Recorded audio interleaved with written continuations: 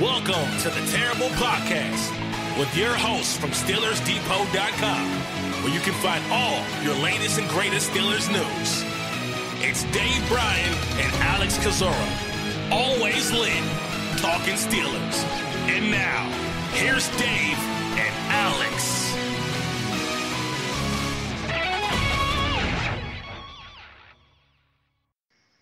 Welcome to the Terrible Podcast, Season 9, Episode 99. He's Dave Bryan. I'm Alex Kozora, SteelersDepot.com. Happy Tuesday to you, Steelers Nation. Thanks for tuning in. And Dave, the Buccos, man. I know this is a Steelers-centric podcast, but the Pirates, already they're making my soul hurt. Boy, they really have, they've had some good starting pitching to start the season, but their bullpen, they can't hold on to nothing there. I just had a feeling as soon as that, who started yesterday, Chris Archer. Yeah, after he left as early as he did, I said, man, that's a little bit long for them to have to hold on to that lead. And they sure did give that thing away, too. Sad to see. Yep, so they start 1-2 to the year, but transitioning from them to the Pittsburgh Steelers, and I guess probably the most immediate news, not that it's a surprise, it's what was reported a week and a half, 2 weeks ago, that April 1st would be the deadline, and again, appropriate for how big of a joke the signing turned out to be, but Morgan Burnett officially released by the Steelers. Surprising, no one wanted to trade for a 30-year-old safety that can't produce. Yeah, and this one won't go down in the books as one of Kevin Colbert's better free agent signings, that's for sure. Injuries, and then, of course, him, evidently not, getting phased out as early as he did outside of the dime package. I mean, and he brought it upon himself. I mean, I'm sure the Steelers would have gladly had played him more early on in the season instead of rushing Terrell Edmunds on. But, his groin injury right from the get-go, and once you get Terrell Edmunds, the snaps that you did in that first quarter of the season, I mean, you might as well stick with him and keep him on the field. Now, Tomlin did kind of indicate, I think, towards the time Burnett was coming back that potentially he could see more time. And while he did see more playing time, it wasn't probably what Morgan Burnett wanted. It definitely probably wasn't the role that Morgan Burnett probably thought that he had signed up for. So, obviously, two and a half months ago, Burnett started squawking that he wanted out of Pittsburgh after one season. Well, we knew it was coming. It was just a matter of time, and Monday was that matter of time. And according to the official NFL transaction list, Monday evening, not surprisingly, he was released, and he was not issued as a post-June 1st release, because really there was not that much extra money to be saved by making him a post-June 1st release. And people say, well, what are the drawbacks sometimes to post-June 1st release? Well, the drawback is that you have to carry whatever his salary cap originally was going to be up until June the 2nd. So, cut him now, get what little bit of cap relief you need, and move on. So in doing so, they'll save, a little over $3.6 million in salary cap space in 2019 before roster displacement. That move, of course, part of that move means that they'll carry a $2.833 dead money charge this year to add on to that $20-something million. You look at that dead money total over there, and you think, yikes! But they seemingly have been able to handle it fairly well here. They entered today. Now this is pre-Morgan Burnett release. It hasn't hit yet, but around $3.1 million, I think, still underneath the cap. They'll obviously get a little bit more relief. The 3.6 minus displacement, so let's call it about 3.1, another 3.1 in relief there. So approximately $6.2 million, I think, underneath the cap after the Morgan Burnett move, and now they can go into the draft, and we'll see what kind of safety they end up getting there. Yeah, certainly dime safety comes back to near the top of the list. I know the Mark Barron signing could give you that flexibility, but again, the more and more we've talked about and the more and more we've watched and learned about Mark Barron, it really feels like he's more of the MAC linebacker backup plan if they can't get someone like Devin Bush, as opposed to being a true dime guy. Now, one of those dime guys that I was interested in that I thought, could be a fit for Pittsburgh, I guess it's a good transition into what happened yesterday, or what didn't happen yesterday, was out in Washington with Taylor Rapp, and really thought that you'd see Tomlin or Colbert out there for the pro day, given all the talent that there is with the Huskies, with him and Byron Murphy and Burke Curvin, the linebacker, and Myles Gaskin, Drew Sample. But as far as we can tell, no Colbert, no Tomlin, only Terrell Austin was sent out there yesterday for Washington's pro day. Yeah, and the only, I guess, real significance by that is the fact that it's going to be hard to mock, a guy like Murphy or a guy like Rapp now to the Steelers in the first round. Obviously, after the first round, a guy like Rapp maybe becomes more attractive, and realistically, what is he anyway? Is he more like a third or a fourth round guy in the limited tape that I've seen? That's kind of where I have him at, third, fourth round type of guy.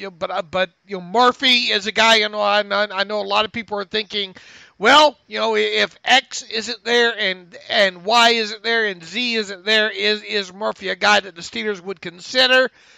I mean, you can't look. There's no hard rules that say the Colbert absolutely has to be there for the kid to get drafted, but I mean, it really makes it a lot harder.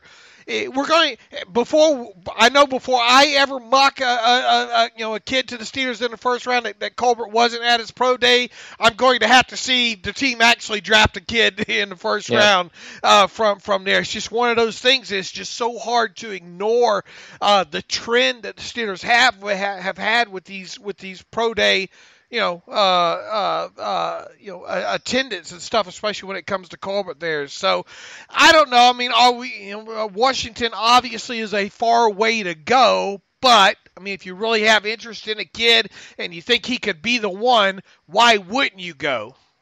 Mm-hmm. Yeah, I mean, I know it's far out west, and I usually don't travel that far, but I hope Tomlin and Colbert know they're not traveling by horse and buggy anymore. Like, there's planes, you can get out there pretty quick and back. And now there are a couple caveats to make me understand and get why they didn't attend. I don't believe Rapp or Murphy went through positional drills. I think they did a couple of the workouts. Rapp didn't run well. He ran the 4.7s, and that might knock him out of the first round. So that could put him in play, I guess, theoretically for 52. But I guess if they really weren't doing a lot workout-wise, then I can understand why Colbert and Tomlin wouldn't make the trip. And also, I believe that some of the pre-draft visitors came in yesterday as well, so that obviously gives the Steelers good reason to stay back in Pittsburgh. Yeah, but even then, a lot of those kids you probably know well that you're bringing in. I mean, you want to bring them in because you want to know more of them, know more about them.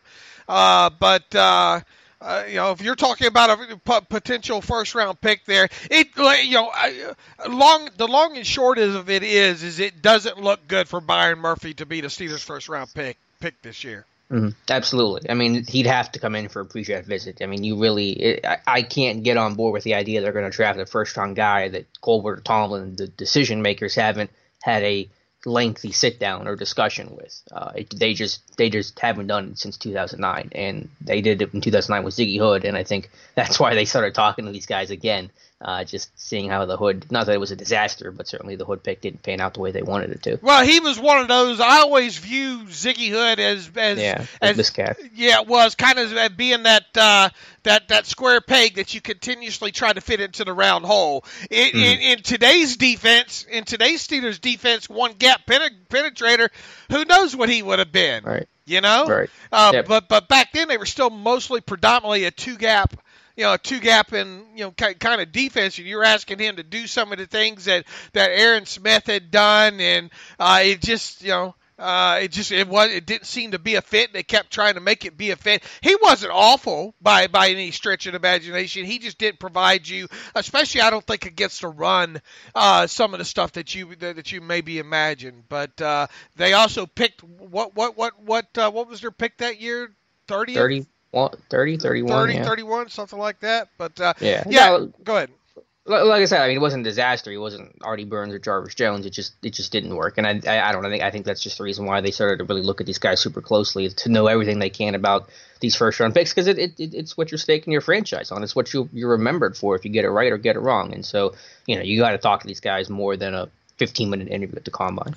All right, as you mentioned, the Steelers did bring their first wave, or at least what we view as their first wave of pre-draft visitors in, all on the offensive side of the ball, as you wrote up yesterday. And Miles Sanders, a very talented running back out of Penn State. Damian Harris, running back out of Alabama. Lee's back. A guy that I haven't watched a ton of tape on. Maybe you have, tight end out of Notre Dame. Andy Isabella, who might as well bring him in and get to know him before he becomes a New England Patriot, right? Very talented kind of slot receiver out of UMass, a kid that really performed well, I think, at the Senior Bowl, opened a few eyes there as well. And wide receiver Dylan Mitchell, which I don't know very much about out of Oregon. So why don't you tell the listeners a little bit that you know about these 5 players?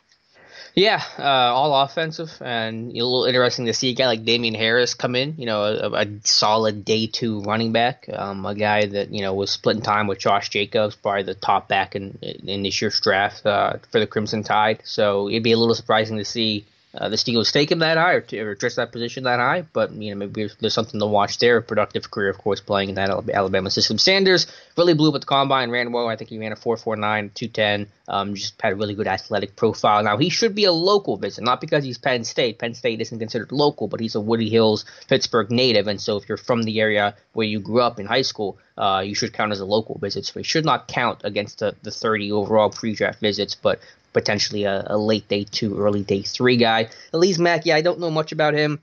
Had a decent 2018 with the Fighting Irish. I think he caught 36 passes for 360 yards and 3 touchdowns. So again, looking at a probably early day 3-ish kind of guy. Ran decent at the Combine. It's a deep tight end class, so that could push him down, but someone to watch out for there. Isabella, just a high production guy, arguably the most productive receiver in this year's draft, a guy that caught over 100 balls last year for UMass. I mean, look at the Georgia game. I think he had 15 catches for over 200 yards and 2 scores. He had 303 yards against Liberty, so just a dude with great production. He is small, but he could play on the outside, so don't typecast him as just a slot guy. And so I think the Steelers will value that production and being the guy the way that Antonio Brown had all that production and was being the guy. I think they at least like that trait. And then Dylan Mitchell was a guy I didn't know, but I watched him last night, wrote a profile on him that'll go up in the next couple of days on Steelers Depot. Just a really interesting guy. Kind of a height, weight, speed, a little thin frame, 197 pounds, but a vertical threat. I think he beats press coverage really well. He's a good separator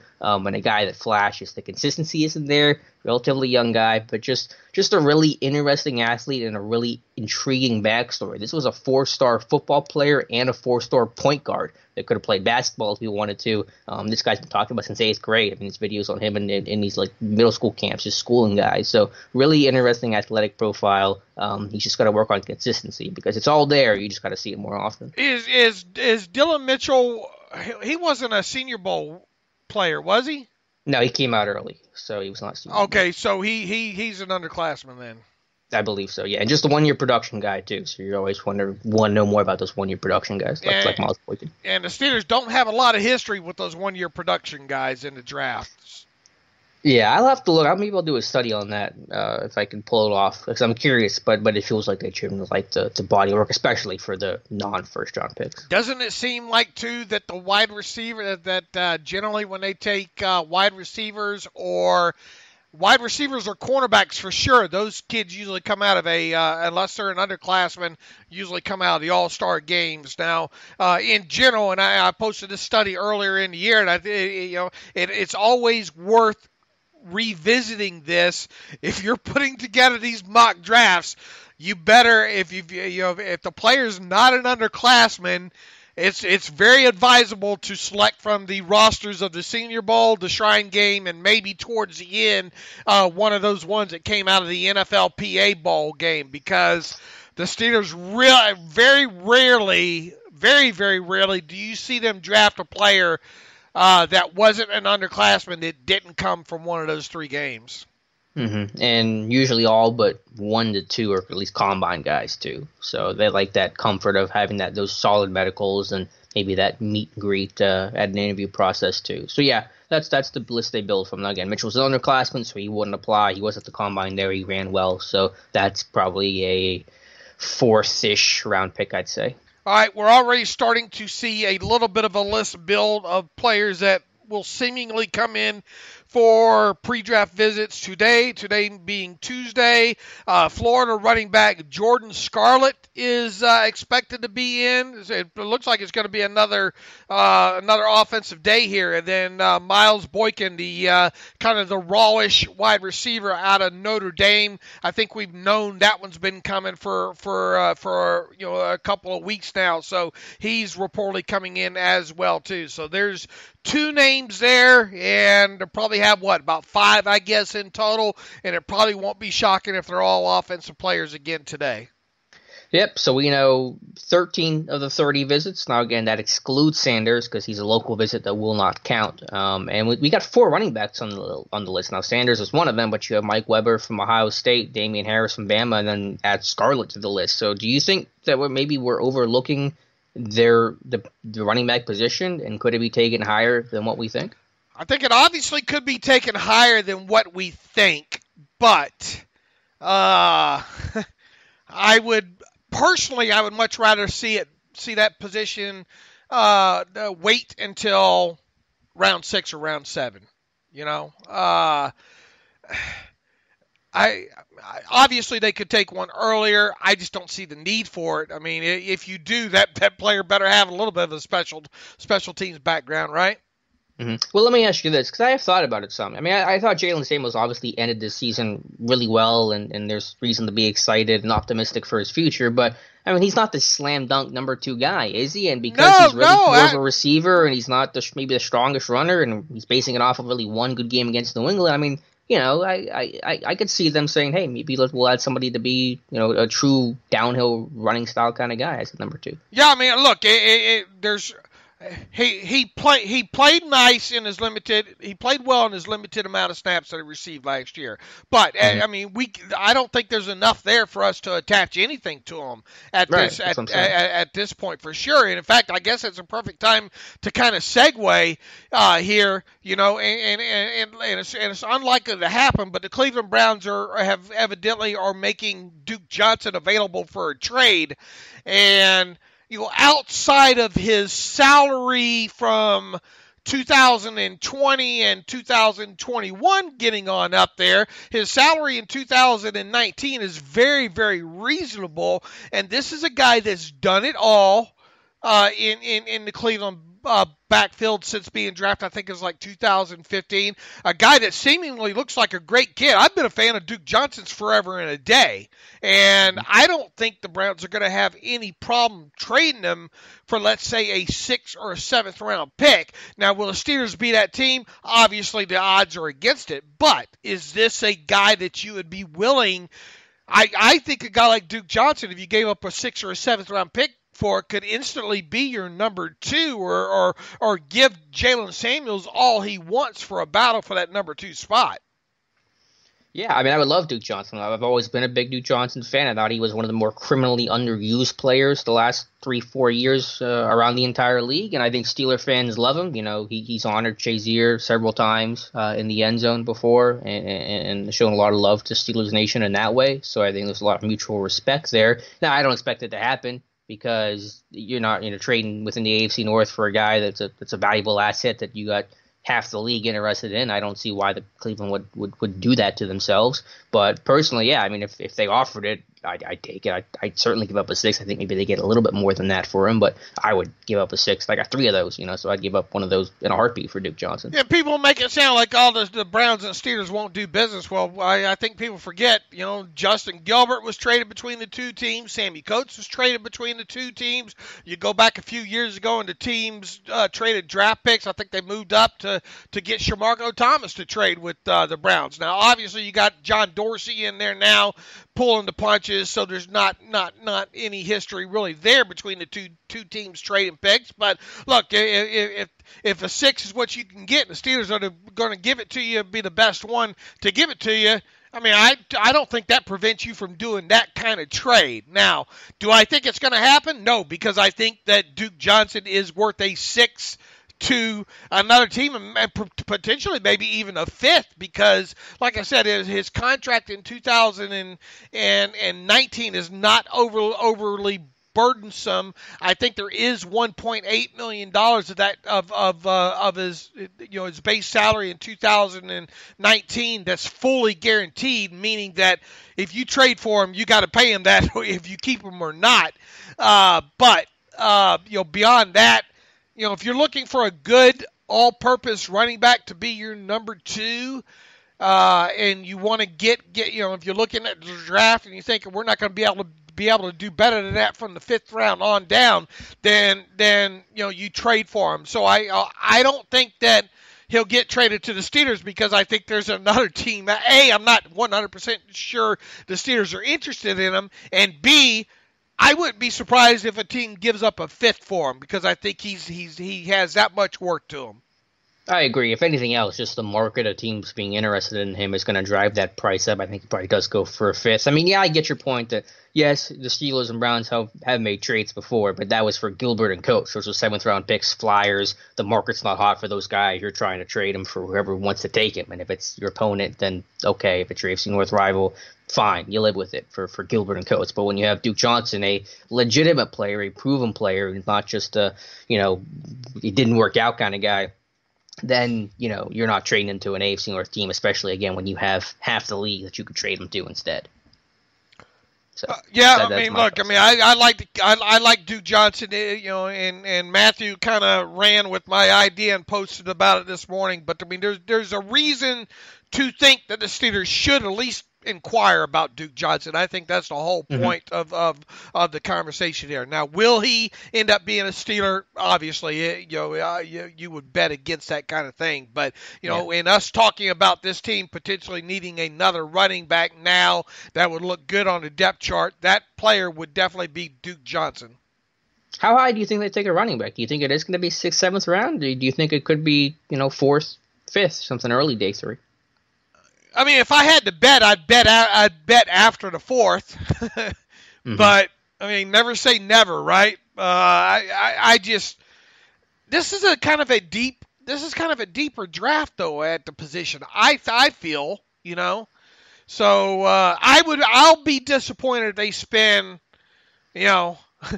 anything above a 6th, in my opinion, on the running back position. I'll tell you this, I won't be mocking a running back to him above the 6th round, I don't think.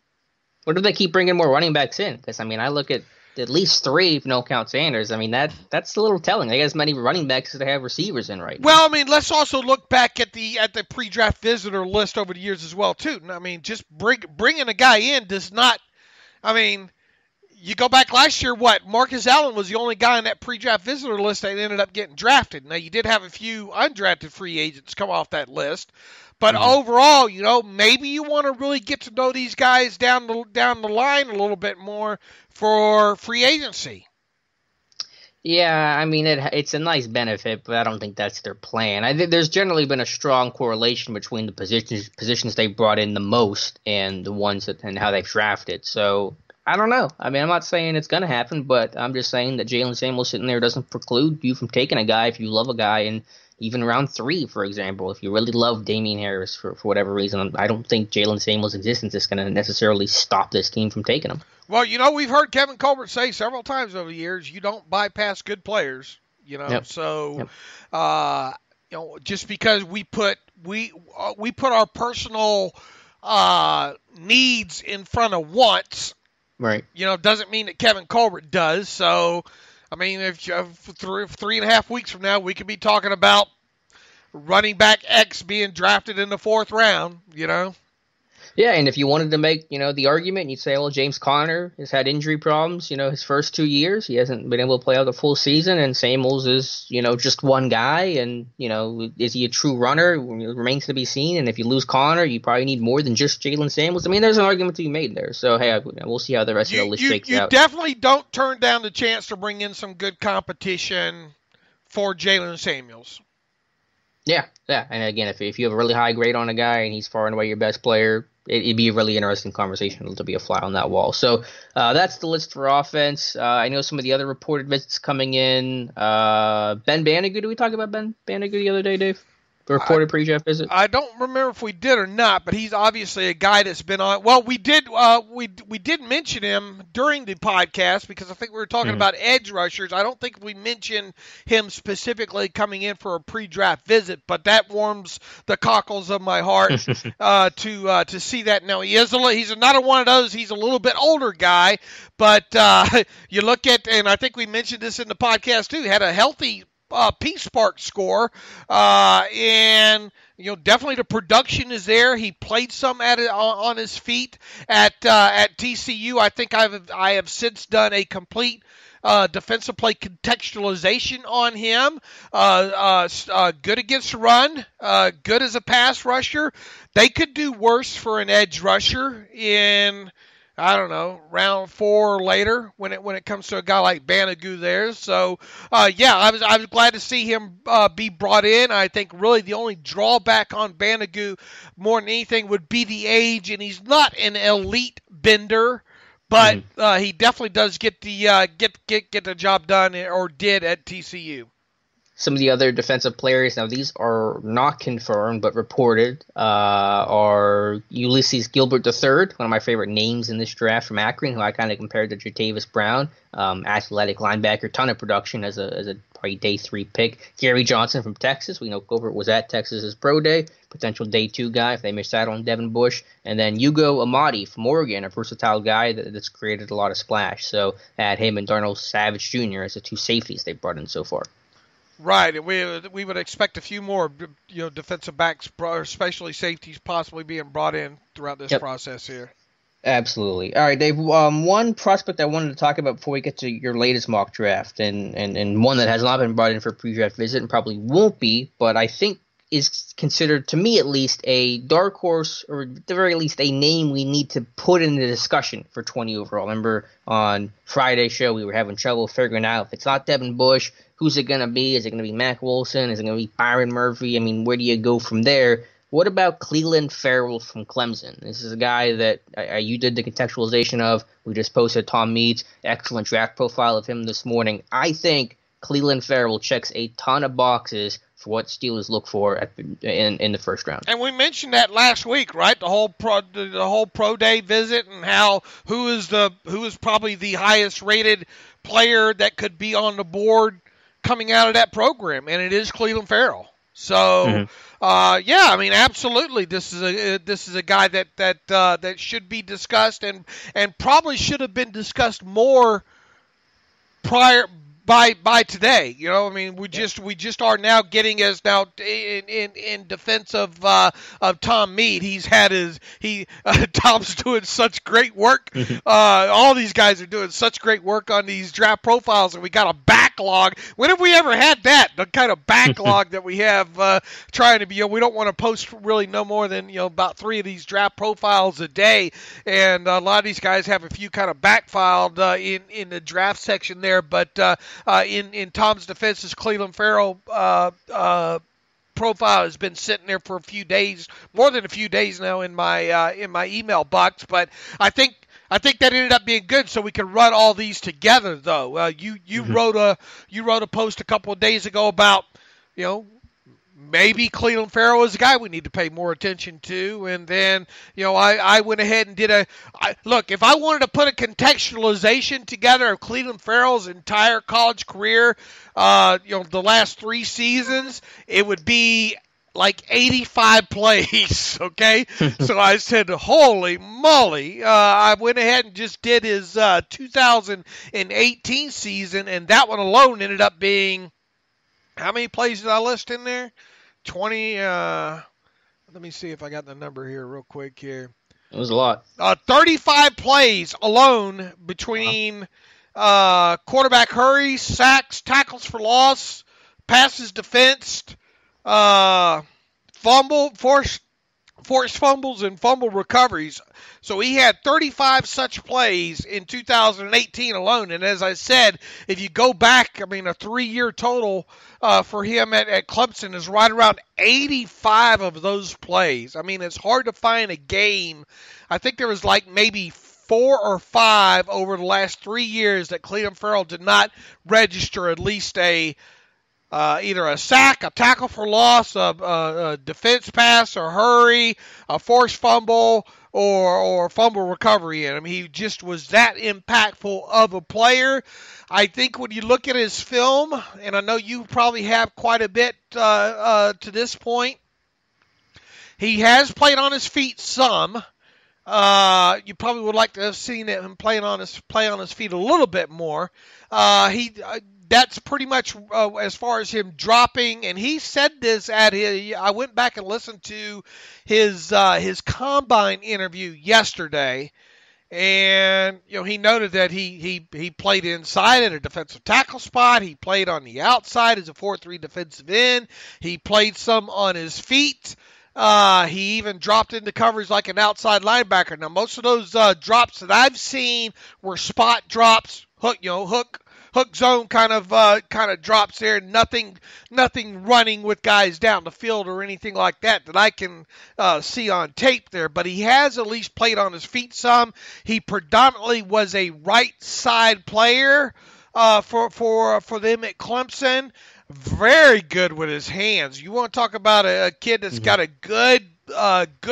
seemingly good plan, a pass rush plan.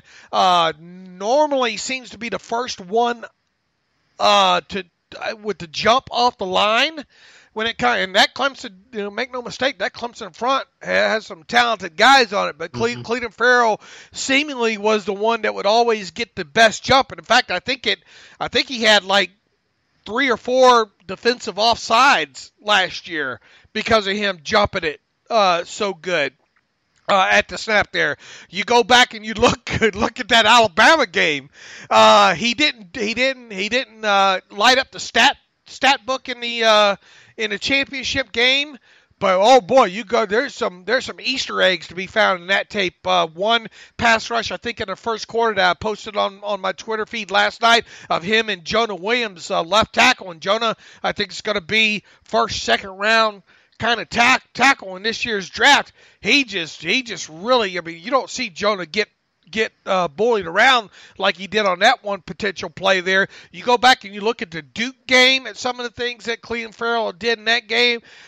You know me and edge rushers, Alex. I like to get excited about them more than any other position. So after taking a longer look at his tape, and I'd still like to look at it a little bit more in depth, I guess the only question is will he be there? And if he is there, let's say there's a guy, let's say both people in this, he won't be there. Every guy we talk about, people says he won't be there. The Steelers seem to have a lot of interest in a guy named he won't be there this year during the offseason there. But I call me a contrarian. I think there's a shot that either Clelin Ferrell or Devin Bush will be there for the Steelers at 20 overall.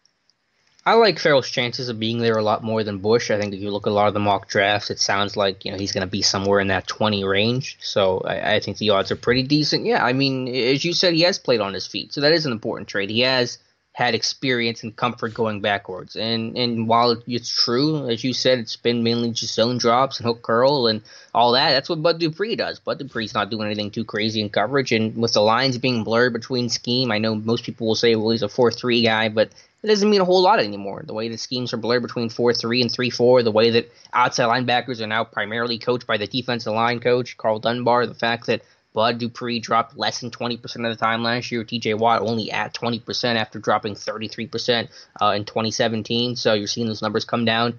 It's about going forward. It's about rushing the passer. That's what they're looking for, and I think Ferrell has that. And production is just off the charts. Production in Power 5, production against top opponents. As you said, only 2 games last year did he not have a tackle for loss, and that was Georgia Tech, where he had a touchdown, and then the South Carolina game where they still won. I mean, 20 tackles for loss, 11.5 sacks, production-wise, 50.5 in his career, 27 sacks. That's fourth in Clemson history, tied with the refrigerator Perry. So you throw him, throw those two names together. That's pretty impressive. And you look at the hearts and smarts kind of thing too.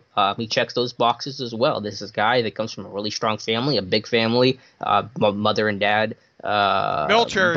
Military, 46 years combined in the Army. So this was a guy in a really strong household, which I think the Steelers generally look for as well. He's checking really every single box that you look for. And you can play him right away in year one to be that number 3. And then next year with Bud Dupree, you have a decision to make on him. If you want him to walk, then Ferrell steps right into that right outside linebacker spot and doesn't look back. So not saying that will be the pick, but to answer that question of if not Devin Bush, because I still believe Devin Bush is the leader in the clubhouse, as we said Friday, but if not him and you got to go to somebody else, I think Ferrell is strong value, strong fit, and just a strong player overall. I invite everybody to go to YouTube and also look at his combine interview. I think it's Clemson Insider or something like that is the one that has it up there on YouTube, or Clemson Tiger Net or Tiger Net, or one of those ones. It's a 10-minute clip of his combine interview. Really comes off as a very, very sensible, as you say, hearts and smarts type kid. He tells a little bit about the story about he's also the one that he lost his father when he was 13. He's the youngest of, is it 12? I think it's 7. But maybe getting my family's mixed up. I think big family. A big family, but I could have sworn it's the youngest of 12. Maybe it's 7. You might be right. But very. I think once you get over 5 or 6 kids, it doesn't matter. It's a big dinner table. Put it to you this way: he had to fight and scrap probably growing up. That's that's for sure. There, he's hard not to like. Education was pushed a lot. He said his parents didn't mind him playing sports. They pushed him. They didn't push him hard to play sports. They supported him playing sports, but they pushed him towards getting the college education. That's how important that was to that family there. He's, like I said, he's a very, very likable kid for someone his age as well. We're talking about an underclassman here coming out of Clemson there. So if you watch that, now here's going to be one of those drawbacks with him is really since the combine he hasn't done much. I think he injured a toe during a workout right before his pro day, so that prevented him from doing his short shuttle, his long shuttle, and some of his jumps or whatnot as well too. So you're not going to have a full set of nice analytics, underwear Olympic analytics on Clelin Ferrell, but that's never stopped the Steelers before. He definitely, you got to look at the tape, right? And it looks like it looks like he would have been a nice P-Spark score guy, judging from the tape, right?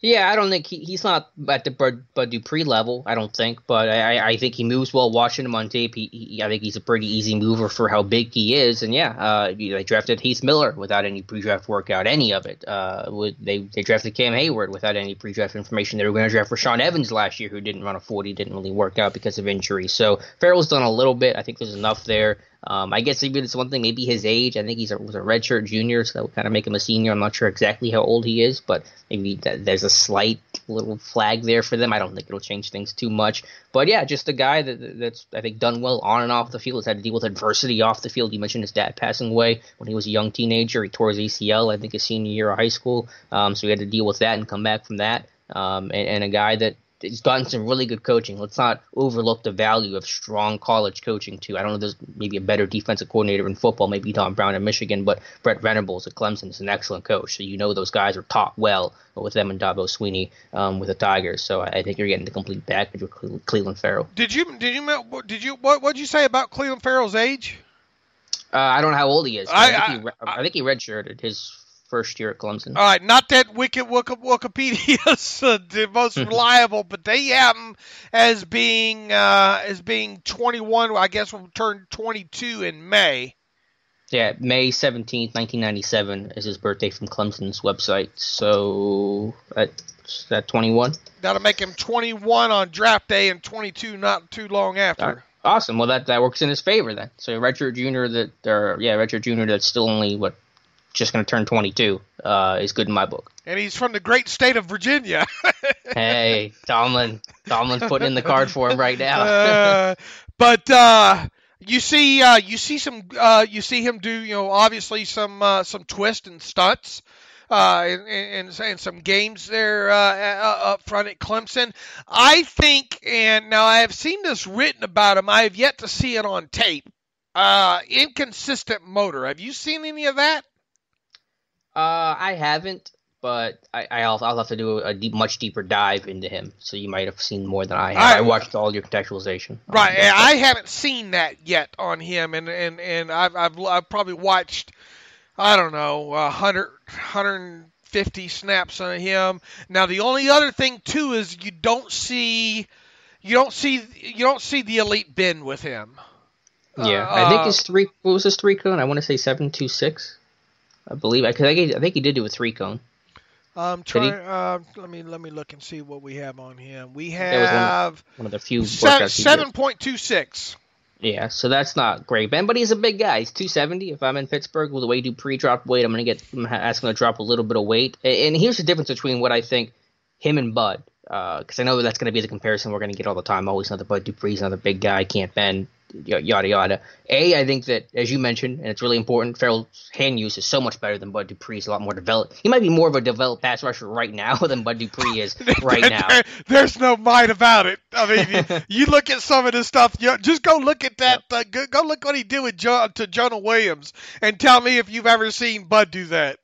Yeah, so that's a huge component. That's always been Bud's big bugaboo, say that 5 times fast, is being able to have that plan and be able to set up pass rushers and win in different ways and not just be a speed guy. And then the other factor is, and this is something that's kind of interesting with Bud, is although Bud was a huge guy at 6'4", 270, his arm length wasn't that great, 32.5-inch arms. And I think that's hurt him when he's tried to win the edge, because he hasn't always had that length to be able to do this long arm stab or be able to create this space between him and the tackle. And I think that's really hurt him and gets him run up the arc. Ferrell's got 34.5-inch, arms. I mean, this is a guy that can create a ton of space between him and the tackle, and we see that time and time again on tape. So I think, although the bend is going to be similar with Ferrell and Dupree, they're not natural bendy type of guys. I think the length that Ferrell has is going to help him around the edge more than what the way that it kind of hurts Dupree. Not only does he have those back scratchers at 34 and 8 inches, one thing that sticks out, or at least did to me during that contextualization, is that hand usage of his.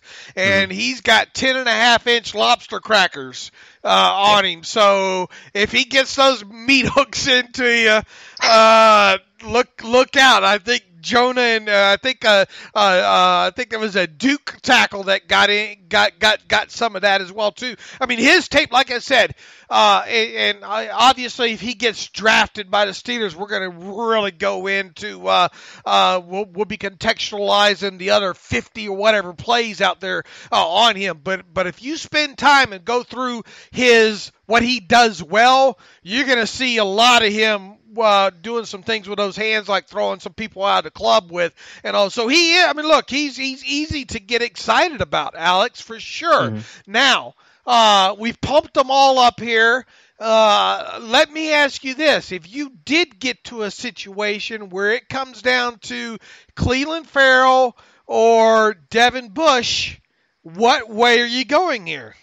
Oh, I'm still taking Devin Bush. Like I said, Devin Bush is still the leader in the clubhouse, but this is the what if you don't get Devin Bush kind of plan. And, because if you look at the list of guys that make sense, excluding Devin Bush, the list is pretty small in terms of Power 5 underclassmen who they were at the pro day. It doesn't have to be one of those guys. It could be a senior as well. But if you want to stick with the general, way the Steelers team goes with underclassmen, really you kind of have Ferrell, Matt Wilson, and Deontay Thompson. And yes, you could throw in Murphy and Greedy Williams, but I think corner seems unlikely at this point, considering investing in Steven Nelson in free agency. So of that list, I thought Ferrell made the most sense. But if it's still Devin Bush, he's the guy.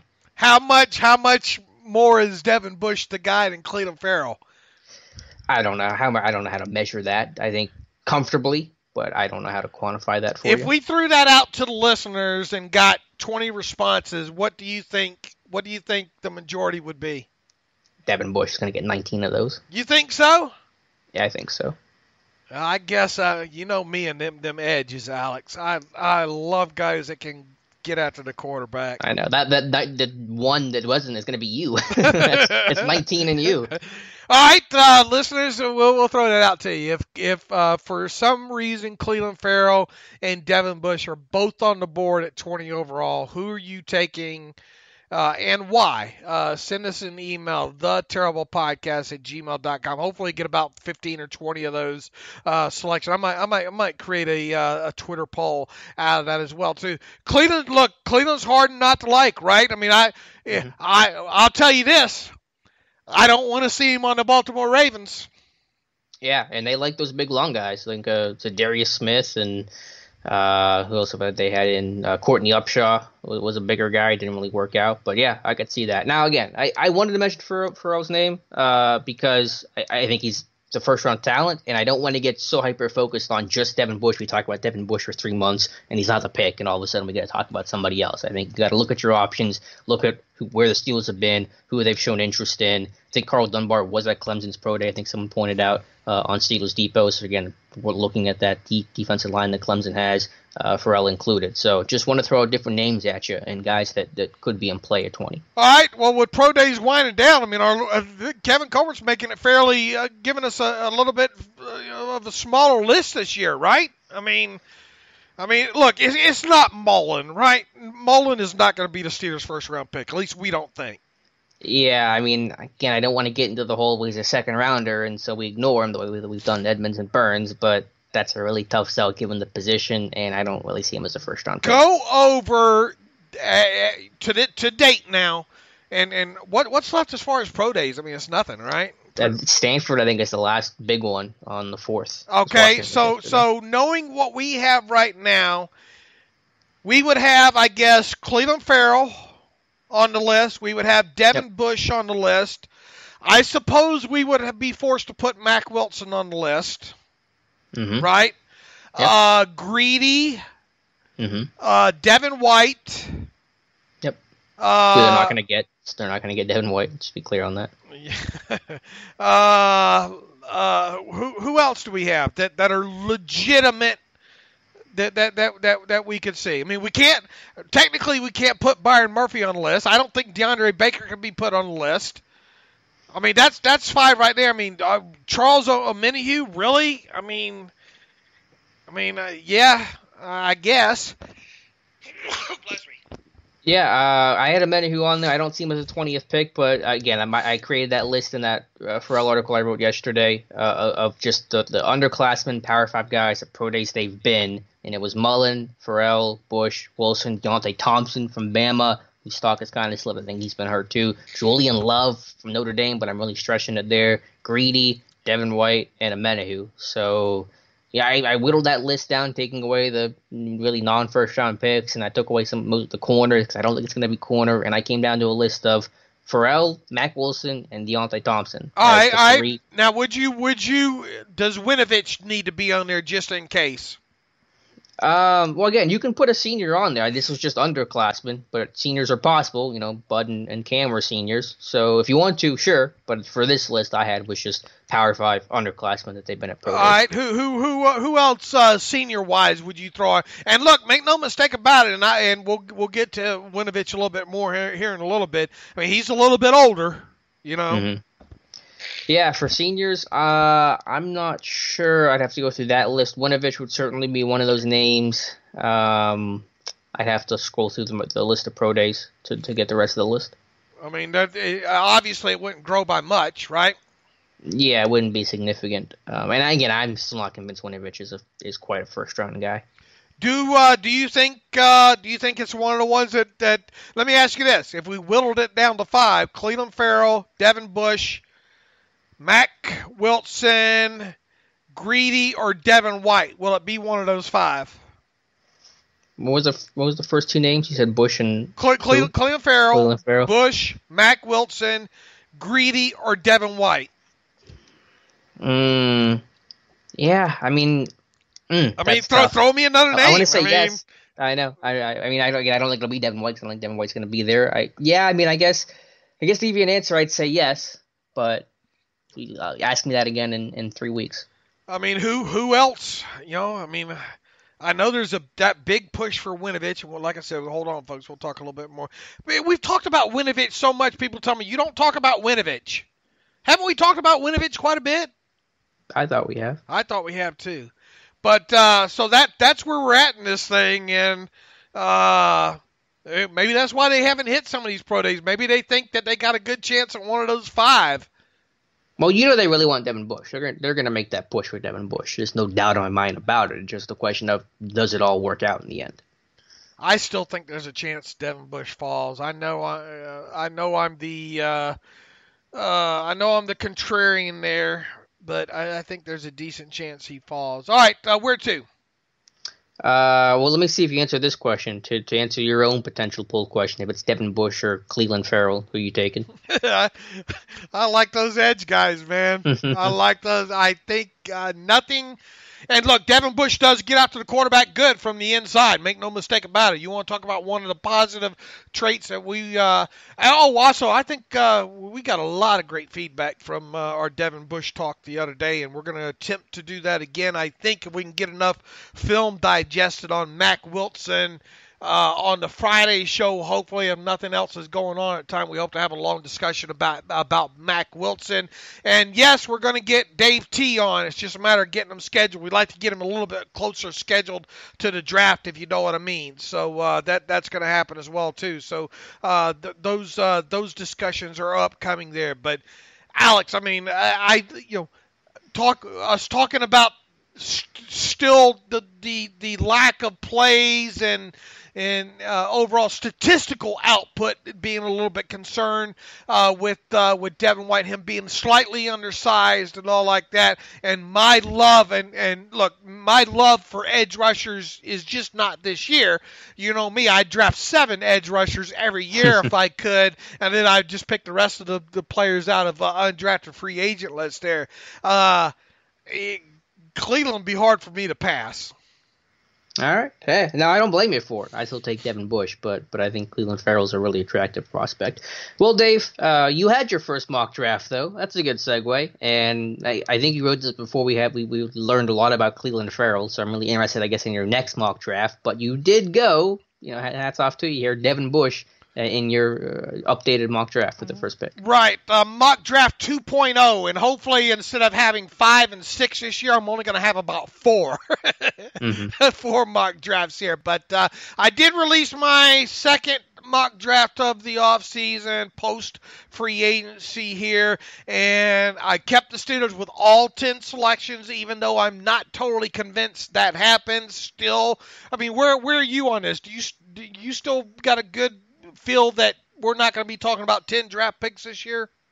Yeah, I think it's a good chance it's 8 or 9. It's unlikely to be 10. All right. Well, anyway, I stuck with all their picks where they're at this year and ran through it that way one time.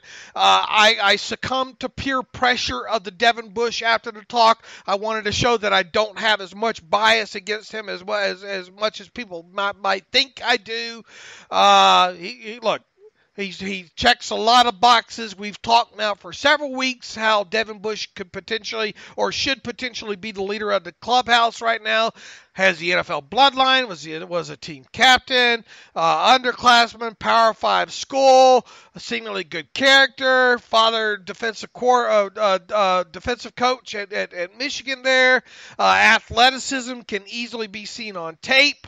The only real strikes against him is him being, not being 6 foot, not being tall enough to ride some roller coasters, I'm sure, and him not lighting up the defensive stat sheet, which you and I kind of hammered out real well, I thought, on that last podcast. Definitely a sideline player, knack for getting at the quarterback as a blitzer. We said several times he's a reliable blitzer, and I'm probably one of the few that believes that there's a chance that he lasts to the Steelers at pick 20 overall. As we sit here right now, it is hard to imagine Bush not being the selection, but in no way would I bet my house on that right now. So the Steelers obviously sent a large contingent to the Michigan Pro Day, and that group included Kevin Colbert and Mike Tomlin. So, I mean, look, you better have a damn good reason not to mock Devin Bush to the Steelers at 20 overall, and the only really good reason at this point would be as one of those ones that you say, Dave, you're crazy. There's no way in hell Devin Bush is going to be on the board at 20th overall. They're going to have to trade up 8 or more spots to get him. Yep, he's their guy if it comes to it. And so, that's what you're recognizing there. And now, second round, you want, again, Michigan. So you're going all Wolverines here with Chase Winovich. But, again, that's one that we've talked about before and certainly makes a ton of sense in the second round. Yeah, it would. I know people are trying to shoehorn Winovich into the first round. And I guess I understand that. And as we've talked several times, Alex, I mean, you cannot turn Michigan tape on without having Winovich show up and distracting you like tinsel. I mean, I see, the easy comparison is Clay Matthews, the blonde hair, all that and all. But you do see some of that. You want to talk about a guy that uses has some nice hand usage and will snatch you and jerk you and toss you aside. It's Winovich. Obviously not a lot of great bend on tape, but he can turn a corner on you just the same. Very, very productive at Michigan. I think a couple of the drawbacks on him. How much have you seen him play on his feet? Yeah, he's definitely been a going forward kind of guy, but to me it matters a lot less than it did 5 years ago. Right, but I mean, you very rarely even see him rush the passer standing up also. Mm-hmm. Sure.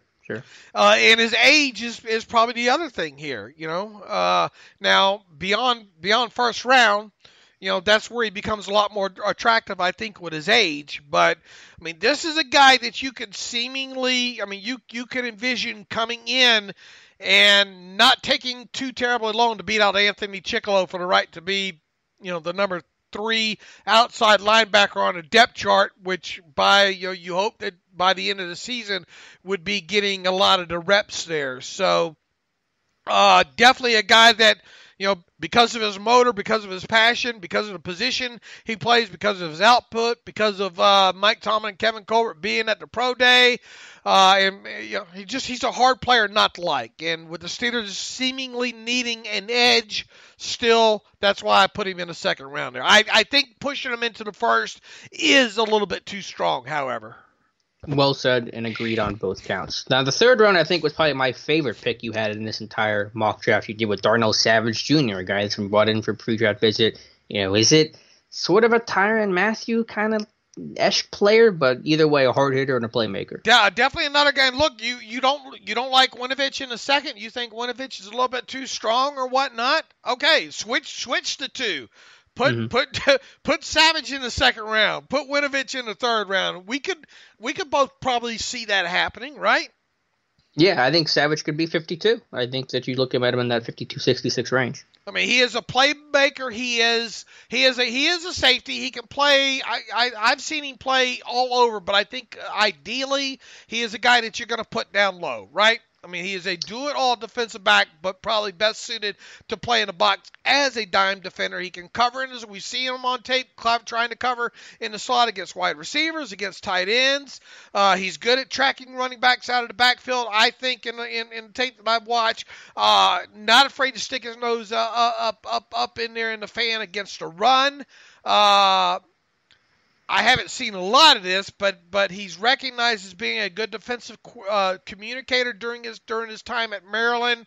He was a Senior Bowl participant. That's probably going to be a must. Intercepted 8. We heard Kevin Colbert say, we want players in college who took the football away. He had 8 of those during his college career, in addition to registering 182 total tackles. His try to say this real quick. P-Spark score was 128.2. That's going to make him attractive to several NFL teams in the early rounds of the draft. And as of late, and we'll see if it happens at the end of the week, it's reportedly going to be brought in for a pre-draft visit during the month of April. So, look, you don't like where I have him in the third round? You think that's too late to grab him? Go ahead and switch him and Winovich. If you think I have too strong on Winovich, put Winovich in the third round, put Savage in the second round. The only concern with Savage being in that dime role, and I know he plays bigger than his size, but he is under 200 pounds, and to be in that dime role, he's a little concerning. All right, you gonna put that stipulation on him? I'm gonna stand tall on the 6 foot Devin Bush. All right, fair enough. You win. All right. Third round.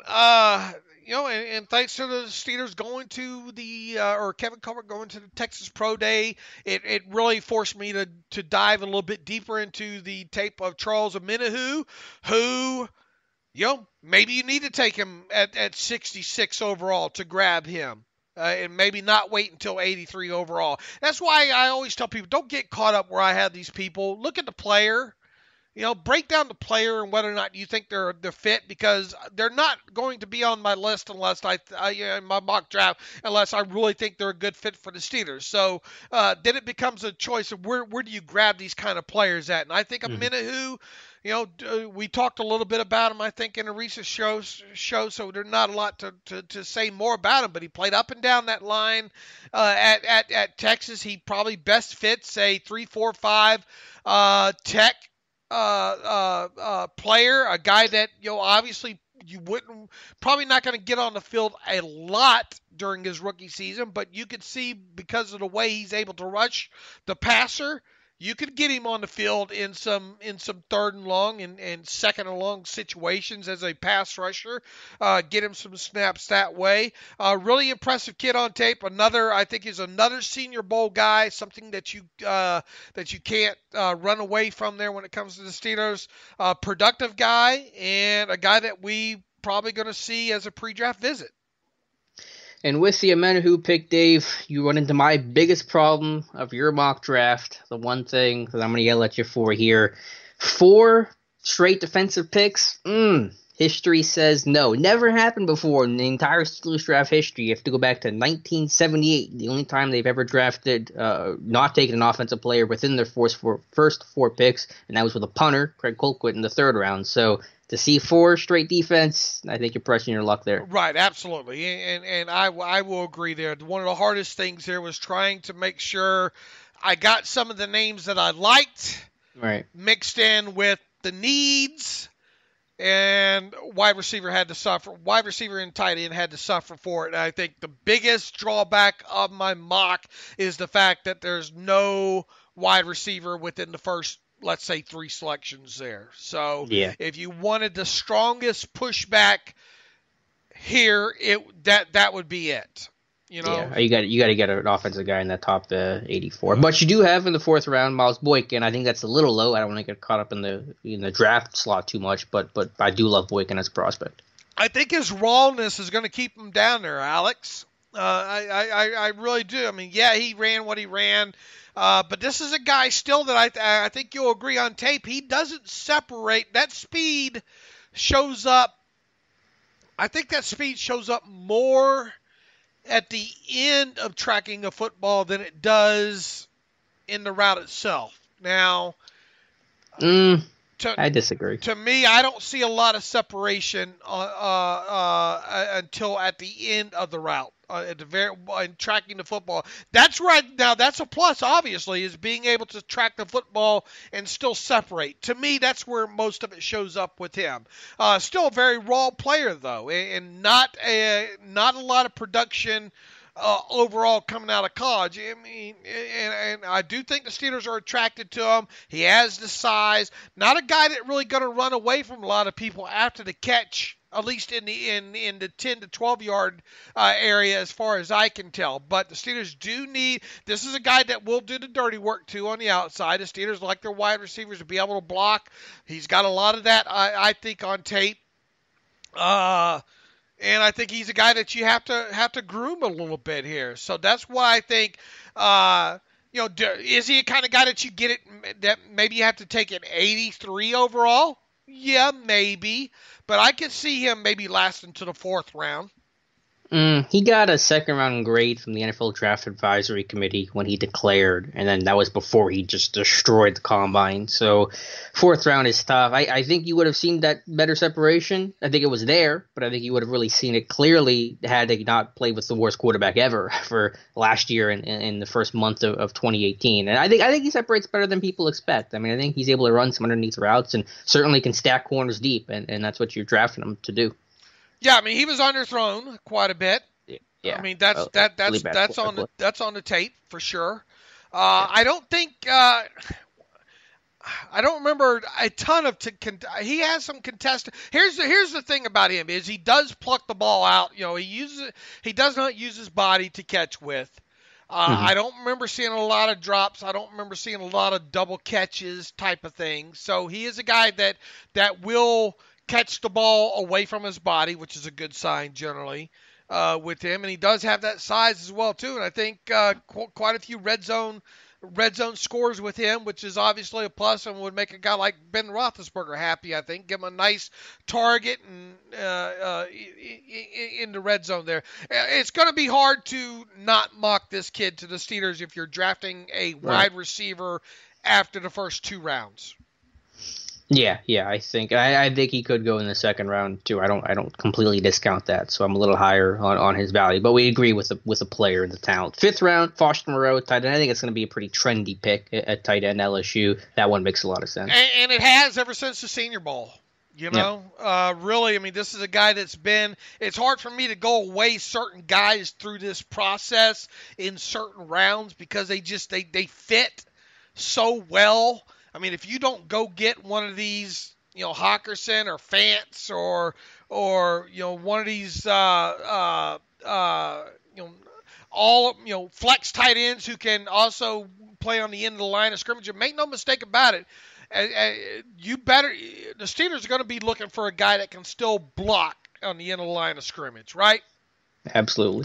You know, and there are some tight ends in this class that are good. You know, flexed out, but not so good on the end of the line of scrimmage.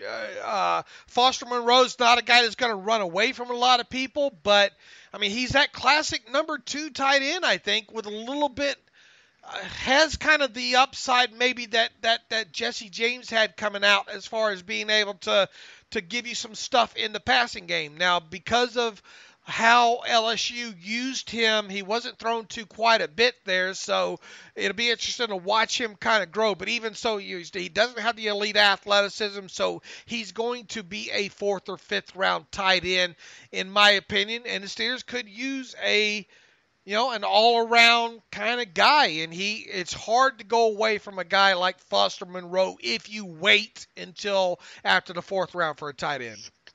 Yeah, Jesse James is kind of the good comp. I still think he could go higher, not to get too bogged down in that, but after the way he tested the combine, I know it's a deep tight end class. I still see him going up a couple slots higher, but certainly a good fit. In the 6th round, a really interesting name here, I think makes a lot of sense. Michael Jackson Sr. from the U. Tell me about him. Oh, I don't know. Some of the documentaries coming out. I don't know if that's yeah, that's probably not. Shouldn't mention Never Neverland in any of this, right? Look, I guess the other pushback that you would have for me for not including a wide receiver in, let's say, the first 4 picks would be Dave. Where's the cornerback at? Well, with the addition of Steven Nelson, Alex, and with Joe Hayden potentially being extended later on this offseason, with them not showing up at the Washington Pro Day, I had a feeling that they weren't. With thinking that Greedy might not be the pick, and you get on into some of these later rounds, if you wait, you get what you get. And Michael Jackson Sr. out of Miami is a get what you get kind of cornerback. And I will be shocked, Alex, if this team drafts a cornerback before round 4, where I sit now, before round 4, and if they wait that long, it's going to be one that they know a lot about, I think. So, in other words, he's going to come from either the Shrine Game or the Senior Bowl. It's just, that's the way they do things, right? So, Michael Jackson Sr. was at Is he one that was he one at the Shrine? Shrine. Right, Shrine. he was the one at the Shrine. He's a press man kid too, and I think the Steelers are now looking for those kids that can play more press man, that can play play sort of that pattern matching. And they want a little bit of athleticism to him, and I think Michael Jackson Sr. is that kind of guy. And look, at worst, this is a guy that should be a hell of a special teams player. He was good against in the limited tape that I watched on him. He was aggressive against the run. That's going to be great for the Steelers. He's a guy that you just throw in the mix and you hope maybe you have something there. But he is kind of the best of the rest. If you wait and someone say, well, that's a little bit late for him, okay, we'll take him into fifth then. If you think if he fits what you like, and you can get him into fifth, get him into fifth. But I think if you wait, I think after the draft, where we're wrapping this whole thing up, we're going to be talking about, well, the Steelers got him a cornerback that came from either the Senior Bowl or Shrine game. Yeah, I think it's a lot more understandable to see them wait on a corner in your mock than to wait that long for a receiver. And that's kind of what I feel, too. They haven't brought in a single corner for a pre-draft visit yet that we know of. Addressing Steven Nelson, not the strongest corner class overall. Yeah, I can certainly see them waiting. Your second of the 3 6-round picks you have, you're on the kicker train with me, Dave. So Thank you for joining aboard. Choo-choo. Cole Tracy from LSU. Any other insight on him? Yeah, I'm not going to pretend like I've studied the kicker. Where's the contextualization for Cole Tracy? Yeah, exactly. Look, I'll probably do one, right? Yeah, I mean, dollars a mix. But I'm not going to do it until he's drafted. I'll do a complete contextualization of Cole Tracy if he's drafted. Hey, Kevin Colbert has spent a 6-round pick on a long snapper before. We've got all this talk about, I think we both agree Matt McCrean's not the guy to push our buddy there. I'm drawing a blank all of a sudden. Chris Boswell. You're forgetting about Chris Boswell. I'm drawing a blank already. No. I've already forgot about Chris Boswell. You drafted Cole Tracy and you forgot about Chris Boswell. I sure did. But look, they need a guy that can push Boswell better. And they have not added that guy yet. So that leads me to believe that they're going to look at the draft maybe first as a guy that could potentially push Chris Boswell. If you can get the best kicker in the draft in the 6th round, and you're definitely going to hold on to all 3 of those 6-round picks, why not? Mm-hmm. Yeah, I think he's viewed as the best kicker. And as you said, they draft Clelin Ferrell, and didn't they trade up for Daniel Sepulveda 10 years ago? I think he was a 4th-round guy, wasn't he? They traded up for him, I think. Maybe so, right? But I mean, look, Kevin Colbert's not going to – I don't think they're going to be shy about this. And if there was a reason to hold on to 9 or 10 picks this year, this is the reason right here. It's to get a specialist in round 6. I don't, with them signing Barry, and you go back and I'm going to have a study on Barry later on this offseason here where I'm going to attempt to once again show you why he's back. I think they're more inclined to replace Boswell than they are Barry right now. So why not do so with a draft pick in Tracy? And this is the sheer fact that you gave me 10 picks, I'm going to use one of them on a kicker. Mm-hmm. Right. When Art Rooney talked about the problems of the team, he didn't talk about punting. He talked about kicking, and that's the mandate there. Now, I think competition will and should be brought in for Jordan Berry. I just think it's going to come in the form of an undrafted guy rather than a draft pick. But, yeah, the point I made about Sepulveda and Nahoba is that they've been aggressive with drafting specialists before. It's not uncommon or unheard of for them. So I like that Cole Tracy pick a whole lot. Your last 6th-round pick, this is a guy that you stumped me on, Dave. Know nothing about. Nick Allegretti, a center guard from Illinois. So fill me in on Allegretti. Yeah, once again, this is okay. You gave me 10 picks. I need to spread the love on the offensive side of the ball there. I'm not gonna. I don't know about you, Alex. We've talked a little bit about running back potentially being drafted this year. Obviously, wide receiver, tight end are going to be probably in the mix this year. An interior offensive lineman, I don't think is out of the question here with this team, especially later on in this draft. If they do get one, once again, I think it's going to be one that come out of either the Senior Bowl or the Shrine game. I think it's going to be an interior player, one that can play both guard and center. I think it's one that's got an impeccable character. I think it's one that might be a little bit underrated off the radar, and you go through the list and the all-star rosters and all like that, and you research a guy like Nick Allegretti out of Illinois. Boy, he checks all the boxes, Alex. I know you probably haven't watched any tape on him and probably won't until and I haven't watched a lot of him. I watched one game of his. But you go back and you do research and you look at the team captain he was, and he played guard and center at Illinois, started quite a few games at both, and I think even at the Shrine game he was the center there mostly because people wanted to see him work there. He falls into that category of there's not a lot not to like late in the draft. He has Steeler written all over him. Mm-hmm. Yeah, I like that one a lot. And then maybe it's a guy that has Steeler written all over him, given a little bit of interest they've shown in the Memphis connection in the 7th round, is Tony Pollard. And that's a guy I'm not super high on, but I can totally see happening somewhere on day 3. And you did the write-up on him, right? Yes, I did. All right. Well, and people ought to see some of the quick blurbs Alex and I trade back and forth in the in direct messages when last week when the Memphis Pro Day was going on. I said, man, Randy, we haven't seen Randy Fietner, and man, Randy Fietner sure likes to go to that Memphis Pro Day, and we didn't have a report on right off the bat, but lo and behold, a few days ago, we started to get word that Randy Fietner did show up at that Memphis Pro Day there. Yeah. So he didn't wear any Steelers gear. He was hiding. Yeah, he was hiding from his blonde mustache probably. Yeah. But Randy Fietner did show up for that. Now, how much can we read into that? I don't know. But I don't think it. I think it counts for something. Tony Pollard, like Foster Moreau out of LSU, is a carryover from my first mock draft. You want to talk about a guy, you want to talk about a guy that can do it all, a jack of all trades, master of none. That's Tony Pollard. And you want a guy that can help you out maybe on some special teams, a guy that you can flex out to the slot. We saw at the Senior Bowl them trying to use him. This is kind of Jalen Samuels to a T, really, right? Kind of player, a little less of an H-back kind of guy, but we saw him flexed out quite a bit at Memphis there. Obviously didn't line up he ran some wildcat, didn't get a lot of snaps as a true running back, but he is a guy that fits in that do-it-all category.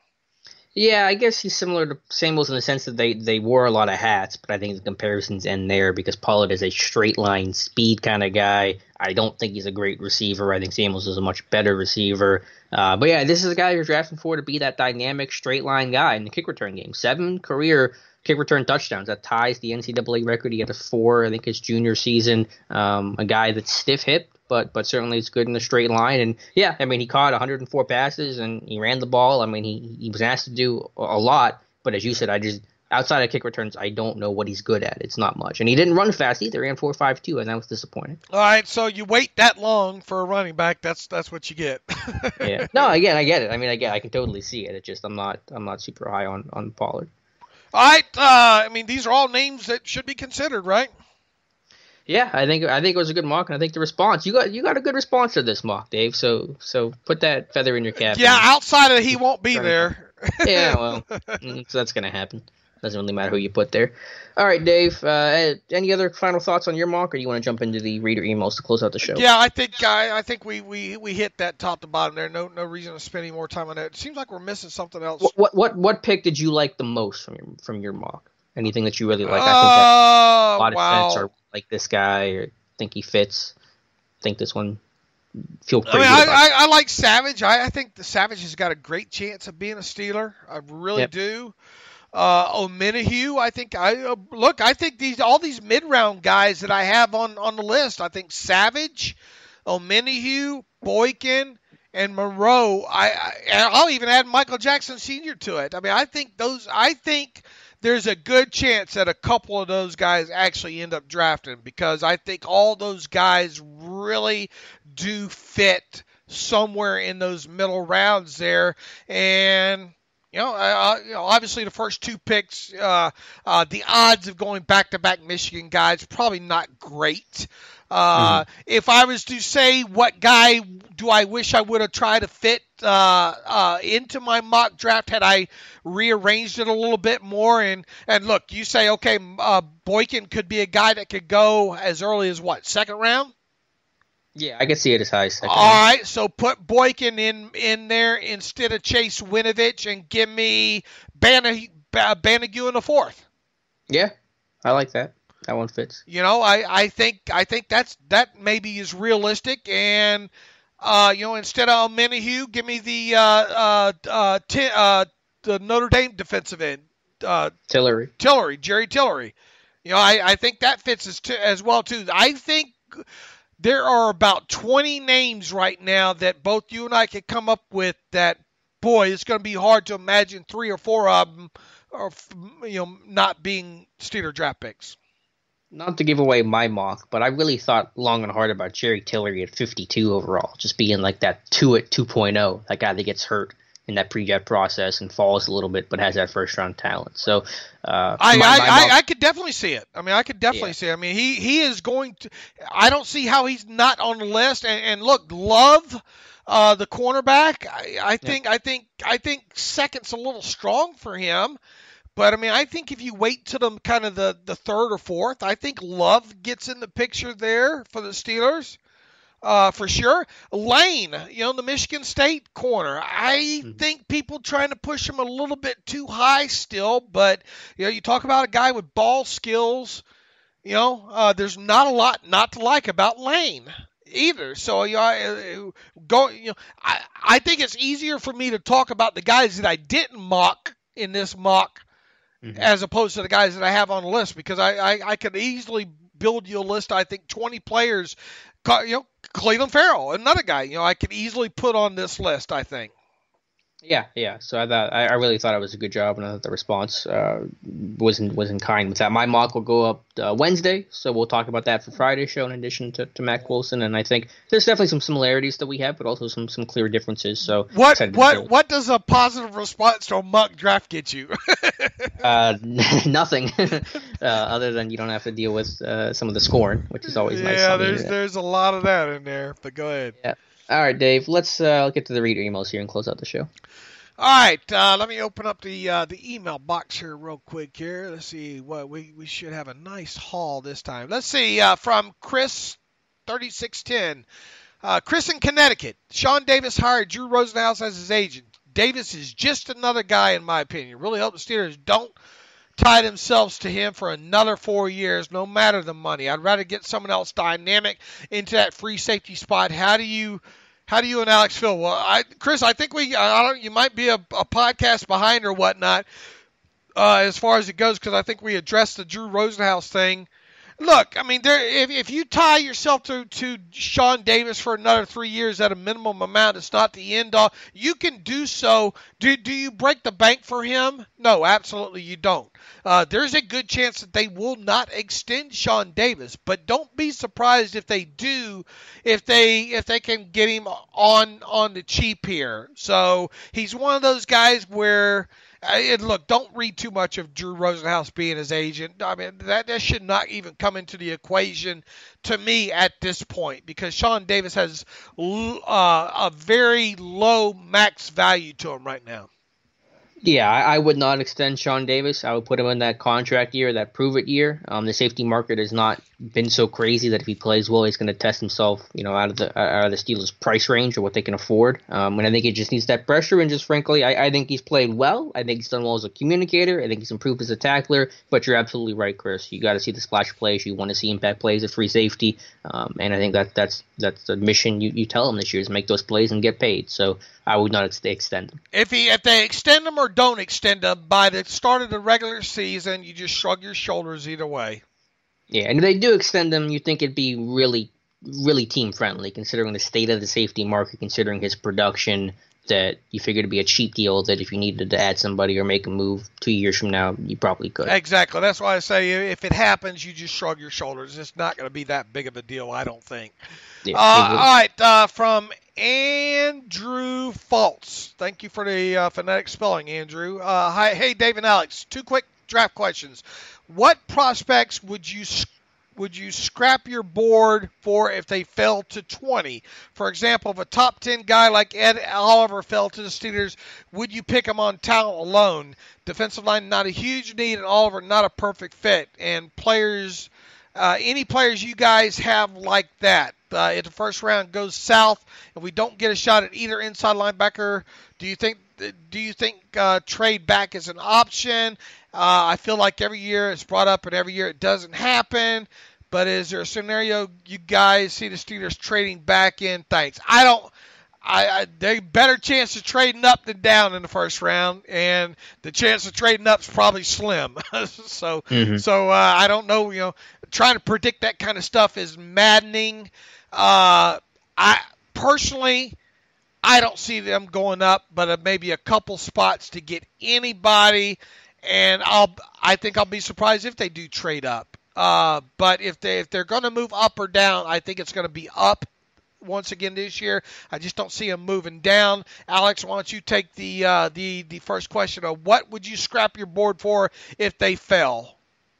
Yeah, I'm not sure. Ed Oliver is such a weird prospect in a good way. Where do you play him? Does it matter? What's the fit? But he tested so well that he's probably going to go top 10. But I understand the question if he falls. I don't know if I have that player.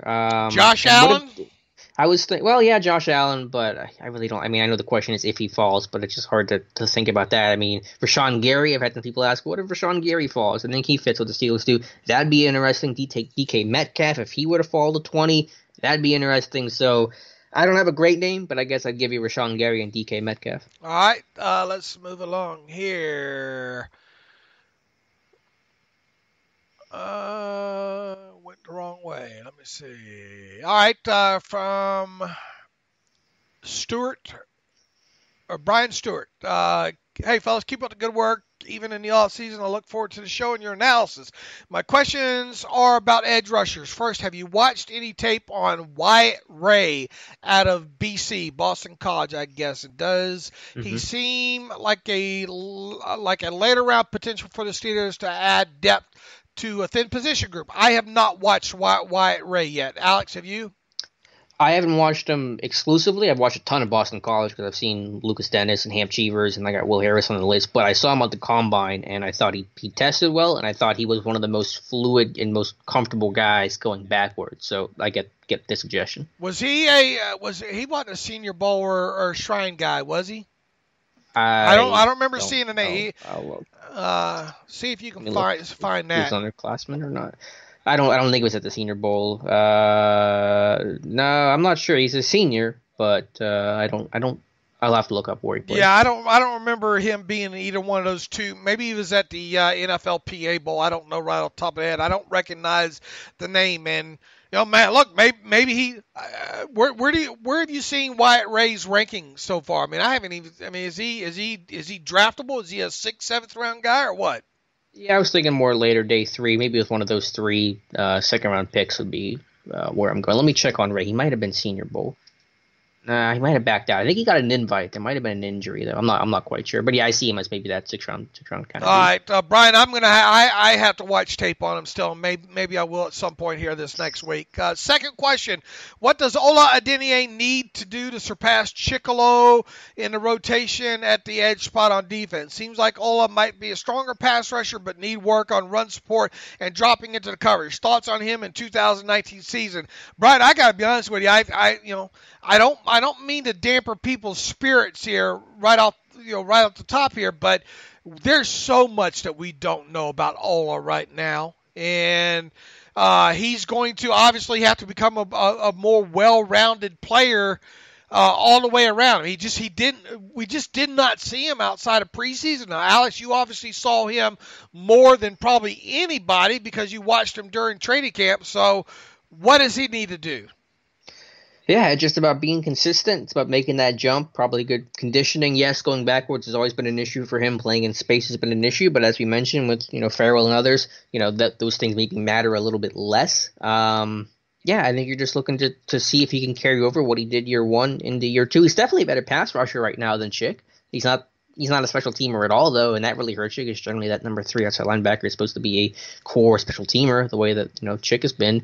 But yeah, I mean, just be continuing to be strong with his hand use and perfecting that bull rush and that rip move, and just proving that what he did in year one wasn't a fluke. All right, from Cohen. He didn't give me a phonetic spelling here, so I'm not going to try to pronounce his last name, but he's from Belgium. Greetings, Dave and Alex. It's 7:40 in the morning, and I haven't gone to bed yet, so hopefully you guys will forgive me if this sounds insane, which it might given the time of night sleep-deprived state. Just finished listening to your Friday podcast, which was tremendous, especially the back and forth on Bush. Thank you. However, I kept thinking about the questions you were understandably unable or unwilling to answer. I don't think we're unwilling to answer. Namely, what if the Devons are gone and you have a decision to make at 20? How about this scenario? Winovich is their guy for a multitude of reasons: skill, leadership, man-crush levels of charisma. Local kid, grew up 8 miles from the facility, etc. But like you guys noted, 20 is early for him. Do you try and trade back once or twice to let's say 36, draft Winovich, and pick up some picks to make day 2 move selections in the process? I realize the Steelers haven't been the trading back type, but that scenario doesn't sound bad to me, although, again, that might be fatigue kicking in. I just think if you look at the history aspect of it, Cohen, is the fact that not only is it unlikely for them to trade back, but to trade out of the first round completely is just, you want to talk about stop the presses. That would, and I don't think Winovich is that. I think Alex and I both will tell you that we like Winovich. I don't think we like him that much to maybe trade down. Yeah, I don't know if I like him enough to stake the claim into him of trading down and targeting him. 1967, last time Steelers did not pick in the first round. So yeah, Buddy Parker's not running this team anymore. So I don't like the odds of backing out around 1. And real quick, for my last question on Denier, when I said what he did in year 1, I just meant obviously the preseason. Obviously he's a 9 defensive snap guy, so he's got nothing on his regular season resume. So once again, Cohen, look, we understand, we get it with Chase Winovich, hard guy, not like shows up all over the tape and everything as far as that goes. I just, it's a little strong for me right now to put him at 20 overall, and that's why I kind of mocked him in the second round. But I think even then, with his age and all, we'll see. Hard guy not to like and hard guy not to notice on his tape. I real quick, I think it's more likely, let's say they don't trade up for Devin Bush, they can't get Devin Bush for whatever reason. I think then maybe you see them, if they really wanted to, they could move up 52 to get Winovich at, say, like 46 or 47. I think that scenario is more likely than trading back and getting him at, say, 36. Josh Karadima writes in, hey guys, thanks for adjusting the new replay rules last podcast. Do you guys think that the NFL would let us listen to the debate on TV between replay official and head coach like the AAF does in the near future? I think those will help clear up some things and help people understand how they come to decision. Appreciate your time. Look, I think if there's one thing to like about the AAF, that it's being privy to those conversations. Will the NFL ever pull back the curtain? I don't know. I mean, I'd obviously like to see it. Will they? Alex? Yeah, I mean, I'd love to see it too. I'm all for transparency. I think the NFL is such a close to the vest in that kind of way league that it's hard to envision them doing that, or at least doing that anytime soon. So, and let's hope there's an AAF this time next week. Unfortunately, that league seems to be in a world of trouble right now. Yeah, quarterback play, man. You got to have quarterback play, I think. From Trap Dog writes in, what do you expect from second-year prospects Ola, Chooks, and Washington? Well, with Chooks, man, a good start would be to beat out Matt Filer for that right tackle spot, right, Alex? I mean, yeah, but it won't be easy. Filer's got a payday on the line. He's going to unrestricted free agency, and the difference between being the starting right tackle for the Pittsburgh Steelers and the backup is millions of dollars. So it's gonna be a real fight. And if let me tell you, if Chooks does not beat out Filer, man, you sure hope during the preseason we see some nice reps at left tackle, right? Mm-hmm. He'll have to be a swing tackle eligible tight end kind of dude. So that's the type. as him being a draft pick, I think the hope is that he can beat out Filer, and that should be a nice little battle going on over there at that right tackle spot. Ola, we already talked about. As far as James Washington goes, man, you want to see more of kind of what we saw at some points during the preseason with him, right? Or the end of last year, or the end of last year. There, I mean, this is a guy that you definitely need now to be able to stretch the field. A guy that you need to be able to get his head around on those 7 and 12-yard outs. You just want to see it. You want to see second round player in him now. You want to see those contested catches that we saw during the preseason there. So I was a little bit underwhelmed after all the tape that I watched on Washington from his rookie season, and thankfully during those last 3 or 4 games we did see some of that stuff there, but we want to see a lot more of that stuff moving early there. So those are the jumps that you want to see with those guys there. Jared Martin writes in, phonetic, a big fan of unions. Okay. Long time, first time, Dave and Alex. Two topics I'd like you guys to discuss. Cap versus cash. Dave, I know you'll love this one. You have mentioned distinction between the two, but I'm curious about the practical impact. Why the Steelers have typically been up against the cap. Are they also pressed for cash in any way? Is it possible for a team to max out the cap while being cheap with cash? Yeah, I mean, let's see. If you're paying cash, if your cash is up there in the 89% range every year, odds are that you're going to be up there in cap as well. I would have to look a little bit deeper into better answer your question. But, odds are if you're spending the cash, then the cap, for the most part, is going to follow if you're spending a lot of cash, because you're going to have a lot of, even though your first year cap hits, not everybody's going to be on a first year cap hit either there. So I would tend to think that, yes, if you're spending the cash, you're probably going to be close to being up against the cap as well too there. Now, talking about the Steelers, I'd have to look deeper into that, but you talk about the Steelers being up against the cap. Look, when you have a franchise, it goes back to being the sins of having a franchise quarterback. And if you have one of those, you're probably going to be up against the cap. So I don't want to spend too much time on that. His second question is, Jesse James, you guys got a question a little while back from a guy whose friend's cousin neighbors said he knew Jesse was going to leave because of the drama. I agreed with your dismissal of it at that time, but he did leave. Maybe my tinfoil hat is on too tight, but he leaves a big hole in the tight end depth chart, and there was no reported effort to re-sign him. He also had a brief comment on the drama press conference with the Lions. Did they respectfully let him walk? The 4-year, $22.6 million contract he signed clearly doesn't look like anything the Steelers couldn't have offered. It comes down to is the Steelers weren't going to pay a backup tight end $6 million a year. Plain and simple. Yep. That, to me, that's what it comes down to, plain and simple. Yeah, I mean, that was a number 2 tight end that got number 1 money, and hats off to him. He earned it. He deserves it. But and that's Kevin Colbert made a comment at some point in January, February, I think during the combine or before the combine, where he said they want to keep Jesse and they're going to try to and they hope to. So I think there's probably an effort, but as you said, the money just didn't work. And as to that guy's report, he may have been legit. He may not have been. Who knows? But if we had to entertain every single, hey, I heard from this guy about this is going to happen, then we'd get a lot of stuff wrong. So I'm not saying that dude was bogus. It's just you're always very skeptical when somebody says those kind of things. And look, Jesse probably, I think he said as much. He accepted the role that he had in Pittsburgh, but probably thinks he deserves more. And Detroit will probably give him that opportunity. So maybe, even if the Steelers had come close to the money that he got from Detroit, Jesse probably signs with Detroit.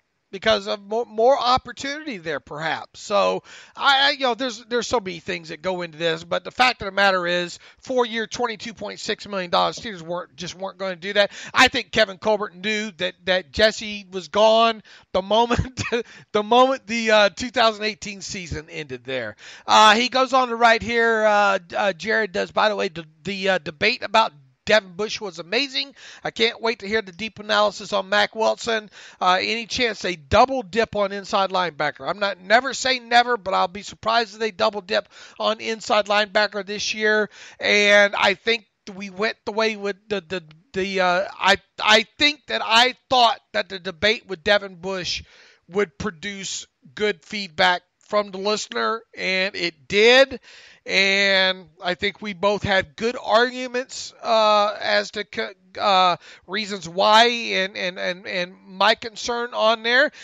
Honestly, I thought Alex probably presented his case a little bit better in the situation, but I think everybody can understand why there is my concern with Devin Bush there, and hopefully our discussion on Mack Wilson, if we can get enough tape digested by Friday, will be just as good. And then hopefully you and I, Alex, can have a couple more of those discussions on a few more top-ranked players before this thing is over.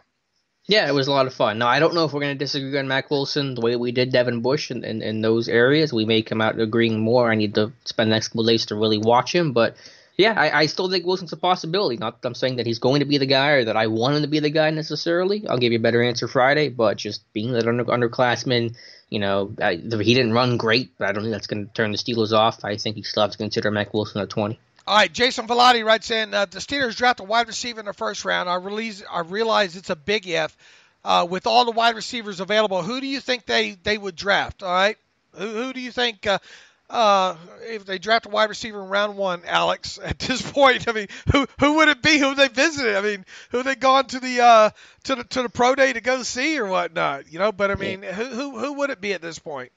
Yeah, they haven't. There's nobody in the first round they visited that would make sense. The three names to give is Akeem Butler from Iowa State, DK Metcalf again if he were to fall, and then I guess you throw out maybe AJ Brown from Ole Miss we mentioned briefly on Friday's show. But receiver in the first round seems like a tough sell because I can't find that name that fits. Again, a lot of positions you can talk about in the first round, but trying to match that with a name that fits based off of history, it's a lot tougher to do. I'm not going to speak in absolutes, but boy, I'll be surprised at this point, Alex, if they draft a corner or a wide receiver in the first round. Yeah, I maybe not be. I wouldn't put it maybe in those strong terms, but I generally agree with you. All right, Brandon McClement writes in, Brandon from Central PA here. Let's be realistic. I'm being told to be realistic here. The Devons will be gone at 20. I'm going to have a lot of fun if one of them Devons is on the board at 20. I'm going to have even more fun if one of them Devons is on number 20. I'm going to have even more fun if Devin Bush is bypassed for Clelin Ferrell.